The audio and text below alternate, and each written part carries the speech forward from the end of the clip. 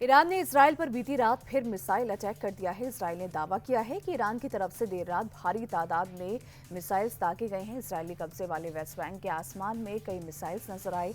Iran ने Lebanon पर हमले की स्थिति में इजरायल पर अटैक की पहले चेतावनी दी थी। रविवार को जब इजरायली सेना ने लेबनान की राजधानी बेरूत में हिजबुल्लाह के ठिकानों पर हवाई हमला किया तो जवाबी कार्रवाई के तौर पर ईरान ने इजरायल पर ताबड़तोड़ मिसाइल्स दाग दिए। हालांकि अभी तक इस हमले में किसी के हताहत होने की खबर नहीं है। इजरायल ने ईरान की धमकी और अमेरिका की नसीहत के बावजूद लेबनान पर हमले जारी रखे हैं। इजरायली सेना ने रविवार को लेबनान की राजधानी बेरूत के दाहिया इलाके में ईरान समर्थित हिजबुल्लाह के इंफ्रास्ट्रक्चर पर हमला किया। इजरायली हमले में कई इमारतों को भारी नुकसान पहुंचा और अब तक 2 लोगों की मौत की खबर है, जबकि 11 से ज्यादा लोग घायल हो गए हैं। इजरायली सेना ने हिजबुल्लाह के ठिकानों पर हमले का वीडियो भी जारी किया। रेस्क्यू टीम तबाह हुई इमारतों के मलबे को हटाने में जुटी है। आशंका जताई जा रही है कि हताहतों की तादाद बढ़ सकती है। इंडिया अलायंस की आज दोपहर 12 बजे दिल्ली के कॉन्स्टिट्यूशन क्लब में बैठक होगी, जिसमें विपक्ष केंद्र की मोदी सरकार को महंगाई, बेरोजगारी और संविधान तक के मुद्दे पर घेरने के लिए सामूहिक रणनीति बनाएगा। इस बैठक में कांग्रेस, टीएमसी, सपा, आरजेडी, शिवसेना, उद्धव गुट, एनसीपी, शरद गुट, नेशनल कॉन्फ्रेंस और सीपीएम यानी कुल 8 पार्टियां शामिल होंगी। इंडिया अलायंस की तरफ से दावा किया गया है कि 23 पार्टियां मीटिंग में शामिल होंगी। हालांकि डीएमके ने बैठक का बहिष्कार कर दिया, जबकि अब आम आदमी पार्टी भी मीटिंग में नहीं आएगी। पश्चिम बंगाल की विधानसभा चुनाव में मिली करारी हार और टीएमसी में टूट के बाद ममता बनर्जी पहली बार दिल्ली दौरे पर है। ममता के दिल्ली पहुंचने की थोड़ी ही देर बाद अरविंद केजरीवाल ने अभिषेक बनर्जी के आवास पर उनसे मुलाकात की। ममता आज इंडिया ब्लॉक की बैठक में शामिल होंगी और अपनी पार्टी के सांसदों के साथ बैठक भी करेंगी। विधायकों की बाद टीएमसी के 20 सांसदों के भी पाला बदलने की खबर है। ऐसे में ममता सांसदों से मिलकर इस संभावित बगावत को रोकने की पूरी कोशिश करेगी। बंगाल के सत्ता परिवर्तन के बाद टीएमसी नेताओं पर शिकंजा कसना जारी है। शनिवार देर रात कोलकाता पुलिस ने टीएमसी पार्षद बप्पादित्य दासगुप्ता को गिरफ्तार किया। जबरन उगाही के आरोप में बप्पादित्य को जब कोर्ट ले जाया जा रहा था, तब बीजेपी कार्यकर्ता और समर्थक थाने के बाहर जमा हो गए और दासगुप्ता पर अंडे फेंके और चोर चोर के नारे लगाए। स्थिति को कंट्रोल करने के लिए बड़ी संख्या में पुलिस बल को तैनात करना पड़ा। तृणमूल नेताओं पर कार्रवाई के बीच हावड़ा से दिलचस्प तस्वीर सामने आई है। मामला हावड़ा के उदय नारायणपुर थाना क्षेत्र के बिलासपुर इलाके का है। पुलिस टीएमसी के स्थानीय नेता ब्रह्मानंद चक्रवर्ती की तलाश में पहुंची थी और उन पर सरकारी आवास योजना में कटमनी लेने और जबरन वसूली के आरोप हैं। पुलिस से बचने के लिए टीएमसी नेता कपड़े की दुकान के स्टोर में साड़ियों के ढेर के नीचे छुप गए। पुलिस को शक हुआ तो साड़ियों की बंडल हटाए और ब्रह्मानंद चक्रवर्ती को वहां से बाहर निकाला। पटना के कोचिंग सेंटर में फायरिंग विवाद में आज खान सर पटना के सिविल कोर्ट में अग्रिम जमानत की याचिका दायर कर सकते हैं। पटना पुलिस ने खान सर पर आर्म्स एक्ट के तहत केस दर्ज किया है, जिसके बाद खान सर 3 दिन से फरार थे। दूसरी तरफ पहले से जेल में बंद ज्ञान बिंदु कोचिंग सेंटर के संचालक रोशन आनंद की जमानत याचिका पर भी आज कोर्ट में सुनवाई हो सकती है। साथ ही आज खान सर के 2 गनर की जमानत याचिका पर भी आज सिविल कोर्ट में सुनवाई होगी। बिहार के मधुबनी में राज्य सरकार के मंत्री अरुण शंकर प्रसाद के काफिले पर हो गया। अब आपको बता दें कि मधुबनी के ठाहर गांव में कुछ दिन पहले एक युवक की सड़क हादसे में मौत हो गई थी। खजौली के विधायक होने के नाते अरुण शंकर प्रसाद मृतक के परिवार वालों से मिलने के लिए पहुंचे थे और इसी दौरान भीड़ में मौजूद कुछ लोगों ने मंत्री जी की गाड़ी पर हमला कर दिया। घटना की जानकारी मिलने पर मौके पर खजौली थाना पुलिस पहुंची और स्थिति को संभालते हुए मंत्री के काफिले को सुरक्षित बाहर निकाला। पुलिस ने घटना में शामिल लोगों की पहचान कर ली है और उनकी गिरफ्तारी के लिए छापेमारी की जा रही है। बिहार सरकार की मंत्री और शिवहर से जेडीयू विधायक श्वेता गुप्ता के निजी आवास पर बुलडोजर एक्शन हुआ है।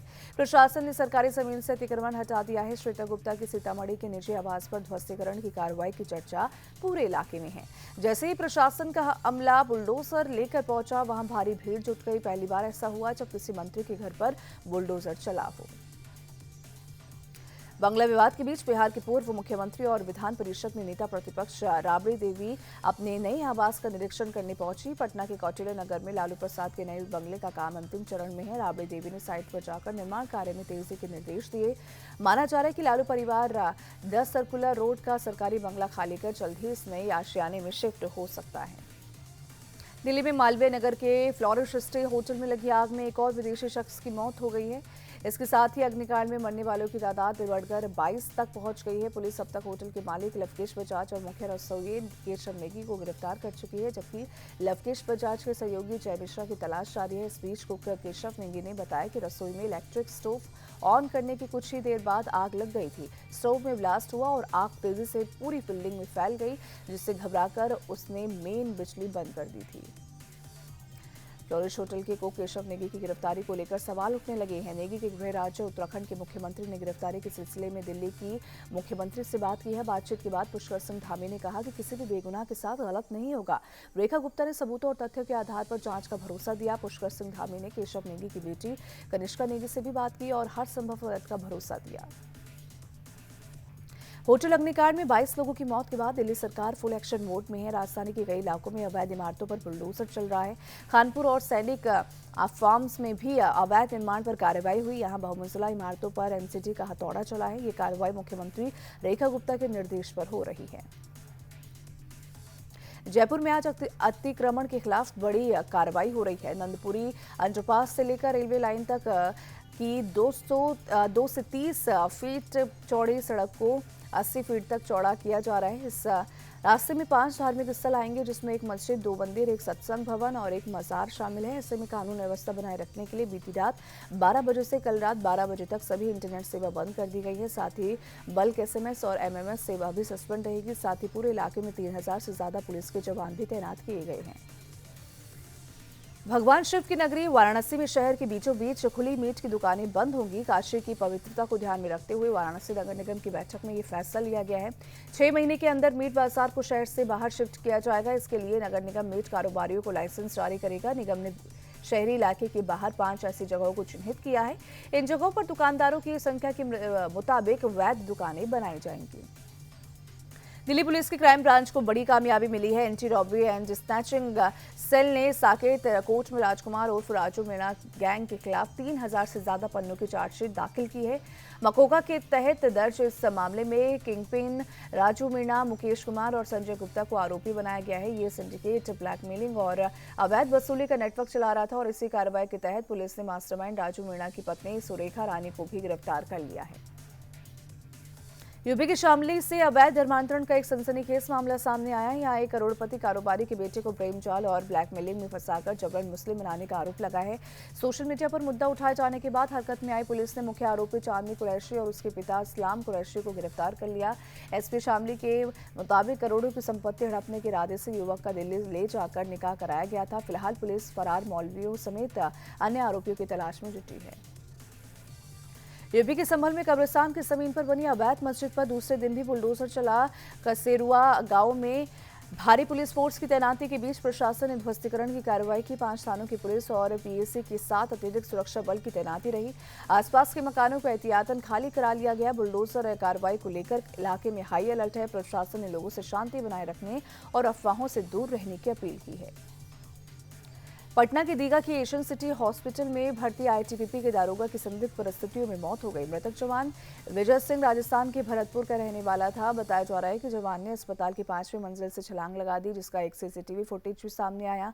घटना की सूचना मिलते ही पुलिस और एफएसएल की टीम ने मौके पर पहुंचकर सबूत जुटाए हैं। फिलहाल पुलिस शव को पोस्टमार्टम के लिए भेजकर मामले की जांच कर रही है।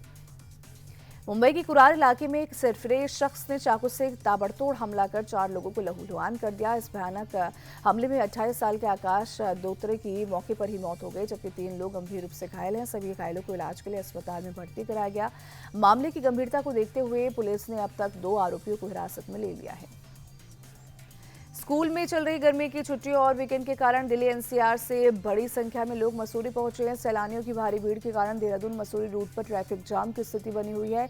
कई किलोमीटर दूर तक गाड़ियों की लंबी लाइन लगी हुई है। भीड़ इतनी है कि मसूरी ट्रैफिक पुलिस के पसीने छूट रहे हैं।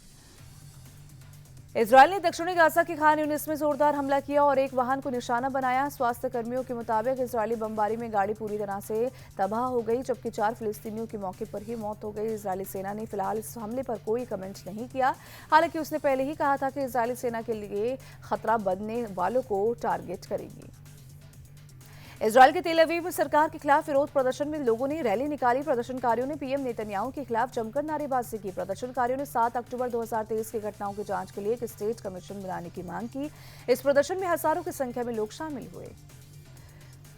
अमेरिका के ओहियो में कम्युनिटी फेस्टिवल के दौरान फायरिंग का मामला सामने आया है। इस गोलीबारी में 12 लोग घायल हुए, 2 की हालत गंभीर बताई जा रही है। पुलिस लगातार हमलावर की तलाश कर रही है। पुलिस ने लोगों से हमलावर के बारे में जानकारी देने की गुहार लगाई। साथ ही लोगों से फेस्टिवल के दौरान की फोटो और वीडियो साझा करने के लिए कहा। भारत और अफगानिस्तान के बीच खेले जा रहे टेस्ट मैच का आज तीसरा दिन है। टीम इंडिया ने दूसरे दिन मैच में पूरी तरह अपना दबदबा कायम रखा और मुकाबले पर मजबूत पकड़ बना ली है। भारत ने पहले बल्लेबाजी करते हुए 8 विकेट पर 564 रनों का विशाल स्कोर खड़ा कर पारी घोषित की है। भारतीय धावक अनिमेश कुजूर ने new Taipei city athletics open 2026 में शानदार प्रदर्शन करते हुए पुरुषों की 200 मीटर दौड़ में सिल्वर मेडल जीता है। उन्होंने इस रेस को 20.47 सेकंड में पूरा किया, जो उनके करियर का चौथा सर्वश्रेष्ठ प्रदर्शन है। इसके साथ ही अनिमेश कुजूर ने 20.61 सेकंड के कॉमनवेल्थ गेम्स 2026 के क्वालिफाइंग मानक को भी आसानी से पार कर लिया है। ईरान की फुटबॉल टीम को अमेरिका में होने वाले वर्ल्ड कप ग्रुप मैचों से पहले वीजा संबंधी दिक्कतों का सामना करना पड़ रहा है, जिसके चलते टीम ने अपना ट्रेनिंग बेस मैक्सिको के तिजुआना में शिफ्ट कर दिया। ईरान की फुटबॉल टीम रविवार को तुर्की से तिजुआना पहुंची। रिपोर्ट के अनुसार करीब 14 सपोर्ट स्टाफ और अधिकारियों को वीजा नहीं मिला है।